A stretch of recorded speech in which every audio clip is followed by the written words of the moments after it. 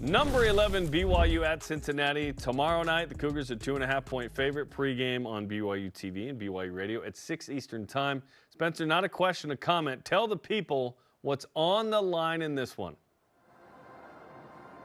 Well, let's start with BYU's legitimate chances of getting to the college football playoff, whether it's the path to the automatic bid through the Big 12 championship game and a likely rematch with Texas Tech, or if BYU is going to choose the harder path and take an at-large where it gets dicey. You have to win this game on Saturday night against Cincinnati to almost clinch a spot in Texas. BYU needs a little bit of help there with Arizona State losing at Colorado and Utah beating Kansas State. But, gosh, a share of the Big 12 regular season title, a shot to go 8-1 in conference, to be 11-1 if BYU can beat Cincinnati and then beat UCF. But, come on, it starts with the college football playoff and that big momentum that BYU generated against TCU last week. The last thing BYU can afford to do now is to lose another game. And we're all sitting here saying, well, it feels exactly like last year. Now BYU needs to beat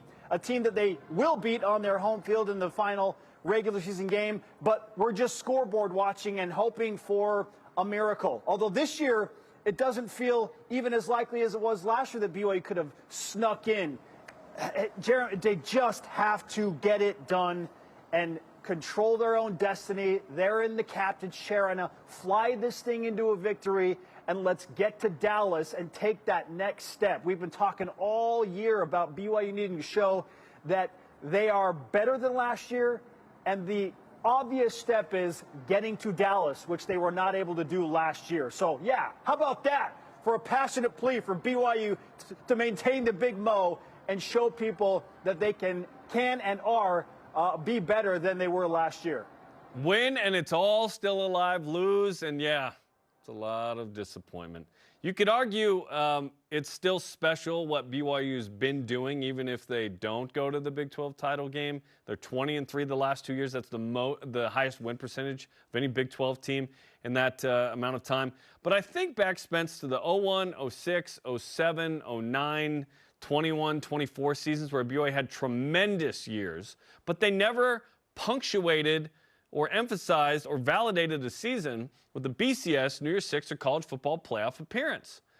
BYU needs that. They've been too good in a power league in year 2 and 3 to not have something to hold on to. The Alamo Bowl was awesome, but I'm talking about a Big 12 title or a college football playoff appearance. BYU needs this so bad. I think they're so dialed in and motivated and confident and playing well right now. Only loss is a big blunder to Texas Tech. But other than that, they've been spectacular. So BYU's got to win. They've got to win the Big 12. They've got to get into the college football playoff. They've got to validate this season. BYU, 2.5-point favorite. ESPN gives them a 68% chance to win. Let's hope the Cougars can do it tomorrow night. BYU needs the big breakthrough, as you called it, Jarom, the punctuation win. Forget the BCS busters. Be the college football playoff buster. I just want to get in. I don't even need to bust anything. Big 12 regular speak. I don't need wins in the college football playoff per se. I just need to get in, and then let's play and see what happens. Yes, let's go to Eugene. Let's go to Oxford, Mississippi, or Tuscaloosa, or South Bend, whatever. Just get in and validate what BYU has been building now for essentially 2 full seasons in going 20-3 in their last 2 years. It's been a remarkable run. You're right. They need the breakthrough. They need the exclamation point to get to Dallas and then get to the college football playoff. Come on! Let's get it done. Okay, where does BYU have the biggest advantage against Cincinnati, in your opinion? So we looked at some of this yesterday when Dave McCann was on the show, but let's go ahead and dive right back in a little more detail. And I feel like there is significant evidence that BYU is going to be able to run the ball effectively against Cincinnati's front. We love Dante Corleone. We love the Godfather. Great personality in the conference. Have loved interviewing him up. He is a beast for Cincinnati. But I don't feel like they have the collective unit to slow down L.J. Martin, who looked way better last week. He looked healthier and faster and had that shift back again. He just looked twitchy. So it was good to see L.J. do his thing against TCU, who is a better rushing front or rushing defense front than Cincinnati's is. I know BYU's on the road. The Cougars' offensive line is dialed. They were challenged significantly after the setback against Texas Tech. Jarom, I think we're going to see BYU get a great push tomorrow, and L.J. Martin could have another 100-yard day on the ground against Cincinnati. If you do that and you set the tone and they can't stop the run, speaking of the Bearcats, BYU's going to win this game. I think it's a clear advantage. How do you see it? I think BYU's motivation is its greatest advantage, not being last year and proving themselves right, as they've talked about. I think they've stayed humble and hungry. They were humbled against Texas Tech. The other thing I want to mention is Brendan Sorsby struggles against good pass efficiency defenses. He's the 3 losses were against number 3 in pass efficiency, Arizona, number 5 Nebraska, number 6 Utah. BYU's 13th. I think BYU slows him down in the pass game, but he is a very good runner. I think, that's one of the advantages as we transition to that. What's the biggest advantage for Cincinnati against BYU, in your opinion? Yeah, it might be Brendan Sorsby, as you brought up, with his ability to run the ball, Jarom. But he did show up on the injury report, and it looked like he tweaked his ankle a little bit in the game against Arizona. So I wonder how truly healthy Sorsby is and if he'll have the burst that he usually does. Something to keep in mind. As far as Cincinnati's advantages go, they're pretty good in red zone defense. And BYU's red zone offense, while effective in some capacity, they typically get some points when they get into the red zone, has not been as good as Kalani Sitake and Aaron Roderick had hoped. So can BYU win that battle in the red zone? Can they score touchdowns on the road instead of settling for field goals against the Cincinnati defense that seems to toughen up when they get inside the 20-yard line and their backs are against the end zone? I'm watching closely that matchup. BYU, to point to some specifics, 43 attempts in the red zone for the Cougars, 40 scores, 27 touchdowns. So 71st in the country in touchdown percentage in that regard. Again, BYU is going to have to score touchdowns and set the tone and really build some momentum there, especially early in the game. Cincinnati's defense, they've only allowed 27 scores on 36 attempts, only 18 touchdowns in the 36 trips that their opponents have taken to the red zone. That's a really nice number. How does BYU get it done inside the red zone for me? What are you watching? Sorsby's legs. So he's 5.9 yards per carry. That's 8th in the country among quarterbacks that run consistently. I mean, he's really good. He's the closest thing to Sam Levitt BYU's played this season. Sam Levitt created so much for ASU last year in that loss for BYU. Sorsby does that for the Bearcats. He is probable, meaning there's a 75% chance that he'll play. He averages about 8 carries a game. But BYU has 15 sacks the last 4 games. They've been getting after the quarterback. They've been slowing down rushing quarterbacks pretty well. So I say Sorsby's legs. Our question of the day is this. What's your bold prediction for BYU against Cincinnati? What are the people saying, Spence? All right, let's start with this one from @TrackerBYU. He says, touchdowns from every phase of the game. So offense, defense, and special teams. A balanced effort in that regard is what @TrackerBYU is calling for. It's like your breakfast, very balanced. I like that. You get soda in there, a banana, maybe a protein bar. Sirius Taka. Yep. How's this? BYU shuts out Cincinnati tomorrow for Nippert at night. Mark this post. That's very bold. I don't see that one happening. I think Cincinnati scores 2 or 3 times, but I just think BYU scores 4 or 5 times. Continue to weigh in on X, Facebook, and Instagram. All right, let's get to some BYU men's basketball, shall we? The 9th-ranked Cougars hosting number 23 Wisconsin at the Delta Center, not Delta Center, the Delta Center. That's what we're saying. We're in collaboration. That's not what they're saying up there. in a rematch from last year's NCAA second-round tournament game, there is some concern because we don't know if Kaba Kate is going to play, and we don't know the situation with Kennard Davis. So, Jarom, if both of those key physical defenders. BYU's two most physical defenders are not able to play against Wisconsin. How do you feel that might impact today's result and game? Yeah, regarding Davis, it's clearly he's out indefinitely, so it'll just be when they say he's able to play. As for Kebaketa, still TBD as to whether he's going to play. Wisconsin is the 8th tallest team in America. Ken Palm gives us that stat. Keep an eye on Nolan Winter, 7-footer. He played in that second-round game. He's a very good player. Austin Rapp is the other one to keep an eye on, 6'10" freshman that transferred from Portland. He was the West Coast Conference Freshman of the Year. He's an Aussie. Rebounding will be very important. I love BYU's rebounding ability if Keba's in there. If he's not, you're going to have to see BYU really focus on that end of the court and prevent offensive rebounds, get after the glass. Do you know who BYU's top 2 rebounders are? It is not Kebaketa. It is A.J. DeBonce at 6.8, Richie Saunders at 6.3. The bigs need to box out, and then the guards need to come get the ball.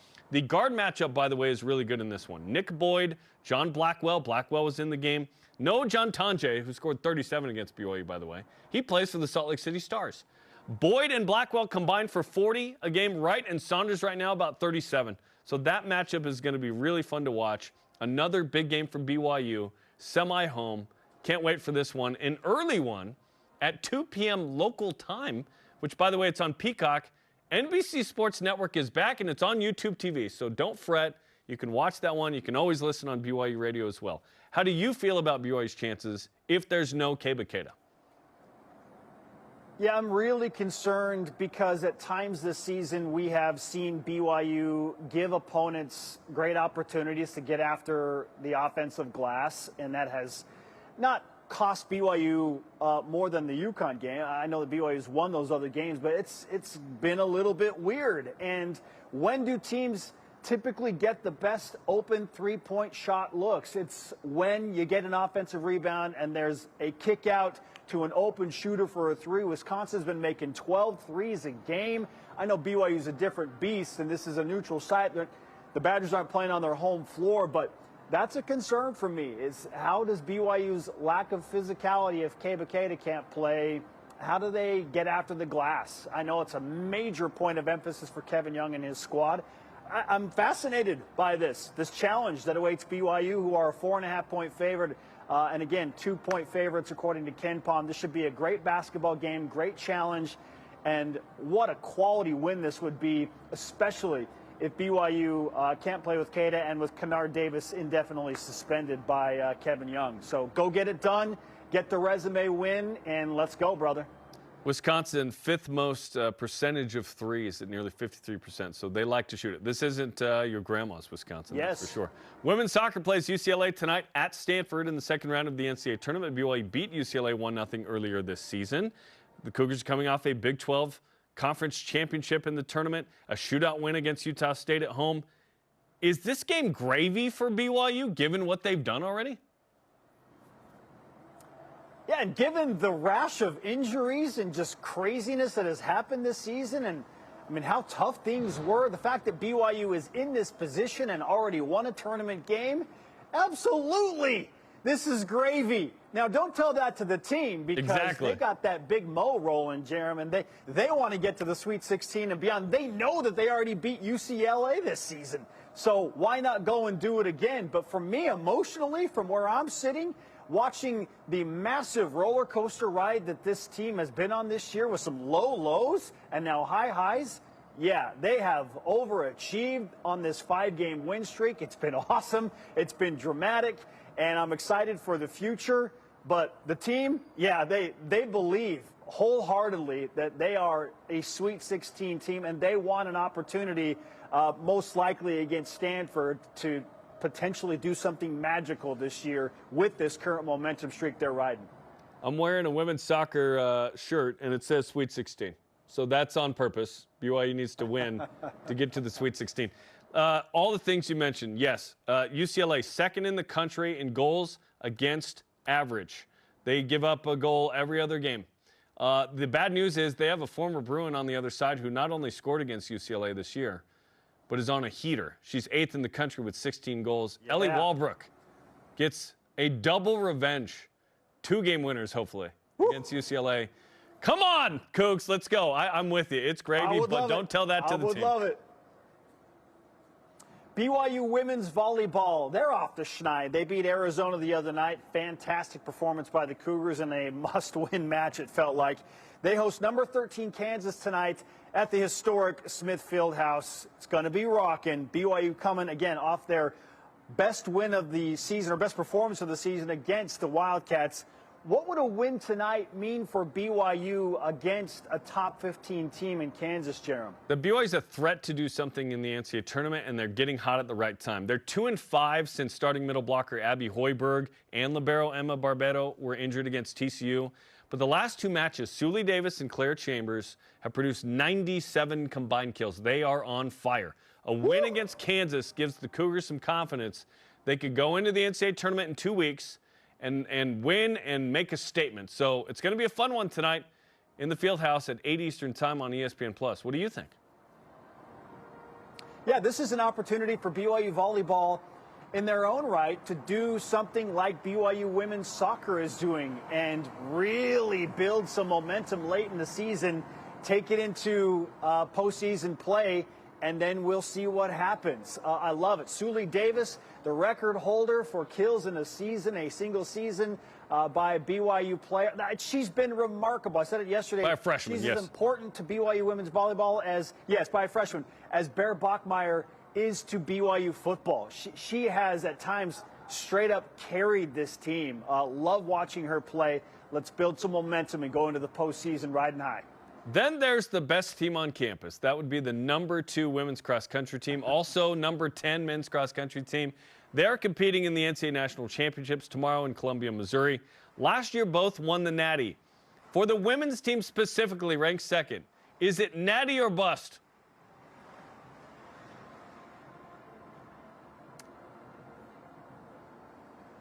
Is it Natty or bust, Spence, for women's cross country? Jarom, I lost you for a second. Sorry. So I'm just going to go ahead and butt in here with this comment. I expect fully the women's team to get on board here, or to get on track and win this thing once again. I think they're the favorite. They should be the favorite. Don't be surprised if Jane Hedengren runs across as the individual champion.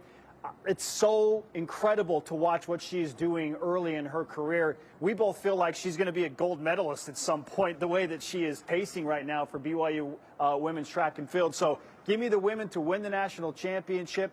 And for the men, it's tough. They're a young team.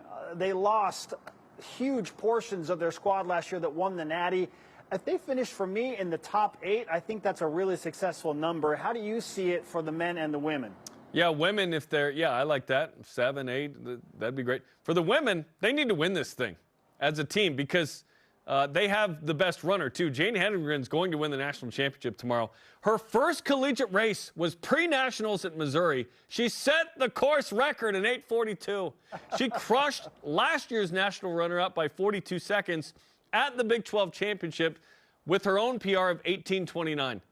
It's going to happen tomorrow for BYU. They win the individual with Jane Hedengren and the team national championship in women's cross country. Let's go. Cannot wait for that. Also, I can't wait for BYU and Cincinnati tomorrow night. Big game on Fox and BYU Radio. Pre-game coverage with Spence and the gang, 6 Eastern time on BYU TV. Gregor Bell and Company, 6 Eastern on BYU Radio. Games at 8 Eastern on Fox and BYU Radio. Benetti and RG3, by the way, can't wait for that one. Post-game, of course, on BYU TV and BYU Radio.